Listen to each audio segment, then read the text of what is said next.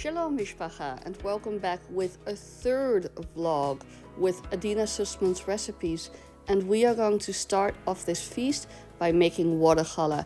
Look at how puffy that dough is.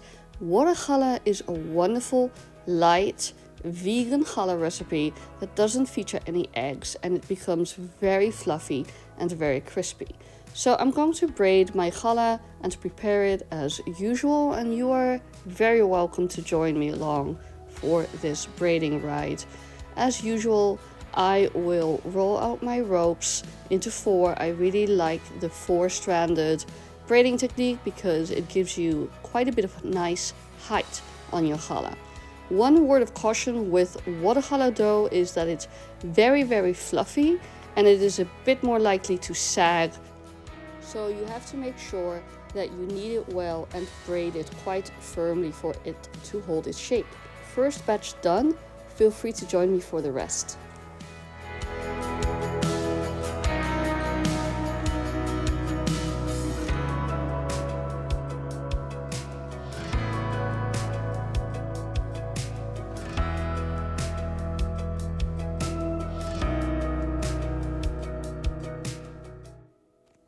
In my food and cooking related playlist, I have a number of videos in which I take you through the four braided techniques, so feel free to refer back to those if you want to actually learn to braid challah this way. When we're done making our four braided challah, we're going to do something unusual. We're going to make a 3 braided challah and top it with a Sesame Pavlova meringue topping. This is also from Adeena Sussman's cookbook Shabbat, and it sounded kind of weird and wacky, but I love meringue, and if you glaze your challah with egg yolk, you will have egg white left over, so why not make something different? And I will talk more about how it turned out. Meanwhile, I'm going to sprinkle some za'atar, this is a fair trade brand that I highly recommend, onto my challah, and she is ready to go into the oven.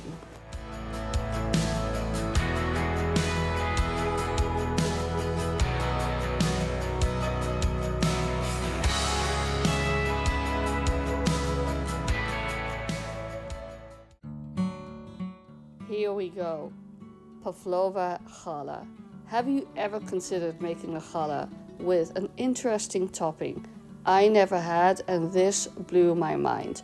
So as you can see here, I'm whipping together my egg whites with a little vanilla extract and of course powdered sugar, and I'm going to whip them into stiff peaks for meringue. So here we go.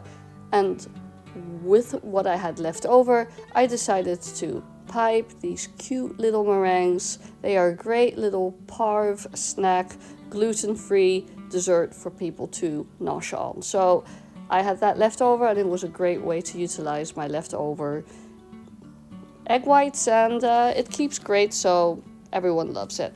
Anyway, coming back to our pavlova, I'm going to bake this challah halfway through.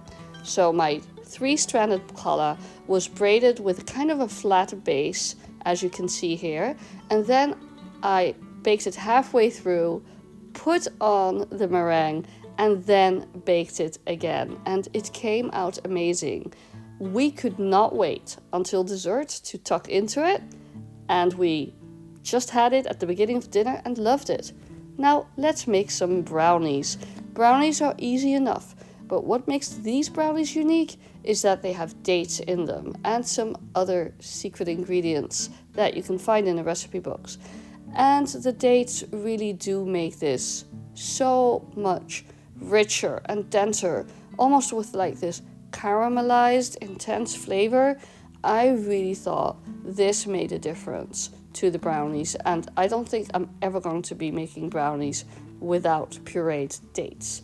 Here's a little hack for cutting a very nice circle to line my baking pans with. I basically fold up the piece as tightly as I can and then cut along the edges, and it fits great. So if you were not aware of this hack, here it is. And we're ready to bake. Let's put it in the oven. But first, we have to decorate with our dates and make a pretty little pattern. and then we are good to go. So here I am arranging the dates, and this was just fun, and I decided to flip some over and invert some.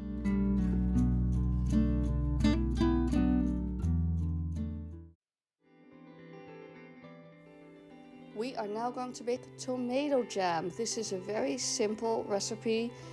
I would probably call this a chutney, but Adeena calls it a tomato jam. That's fine, but it basically works like a chutney. It is a sweet and tangy, spicy jam of cooked down tomatoes with a number of selected baharat spices, Middle Eastern spices. Very easy to put together.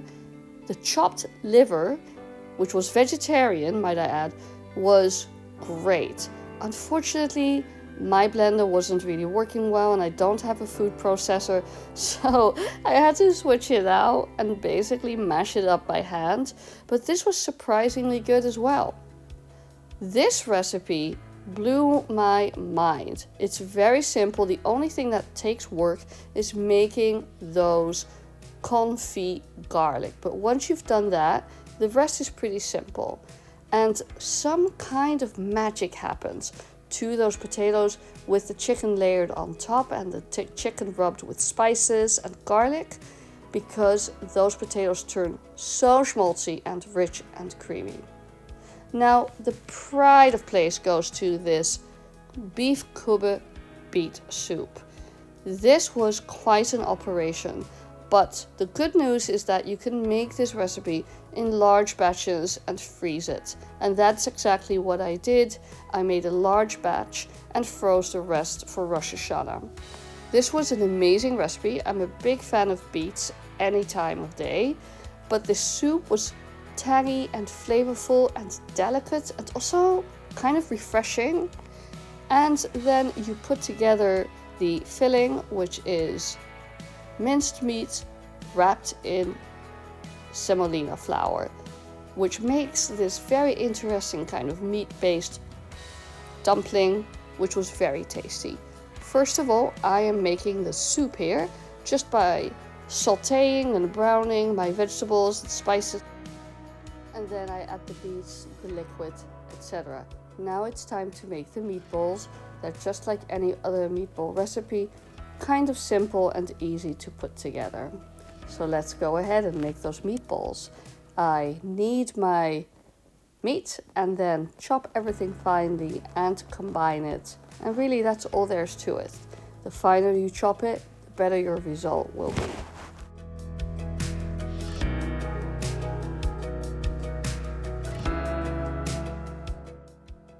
In this chapter of her cookbook, Adeena talks about how this is a Kurdish or Iraqi recipe, and it is really kind of special.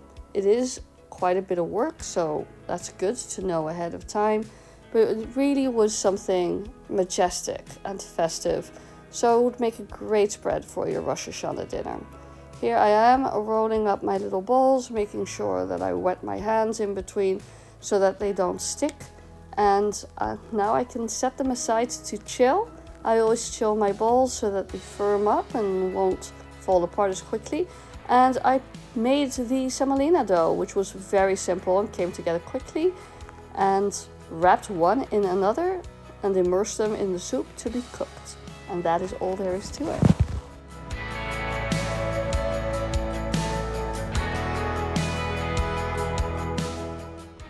Let's make Moroccan carrot salad.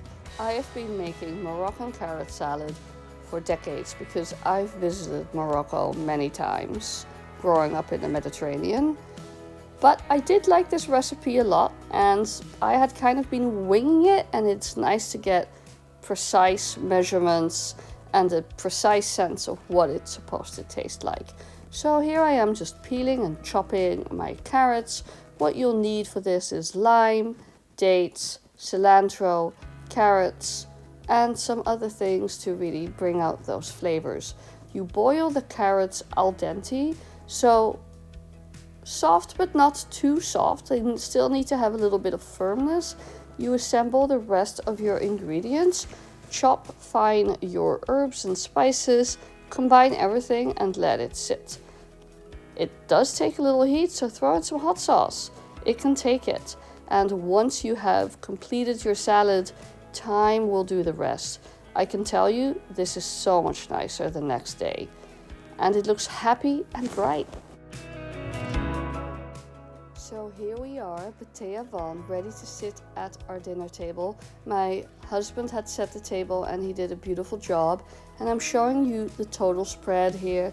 The brownies, the jam, the carrots, another salad which I'd made in the past, so I didn't feature it again, which is made with eggplant, the meringues, the pavlova challah, the water challah, and all of the other delectable things that we had, like the kubbeh soup, and of course, that beautiful schmaltzy scalloped potatoes chicken. So thank you for joining me today. You see some stills here of all the beautiful food. The challah was as fluffy as promised. And I hope this gives you some inspiration for your own Shabbat and holiday cooking. And of course, look at the reveal of that kubbeh with the meatball inside. I wish you Chag Sameach and Shana Tova, a very happy new year. And I hope this inspires you for your own cooking for the holidays or Shabbat. With peace and blessings from my bite to your bite.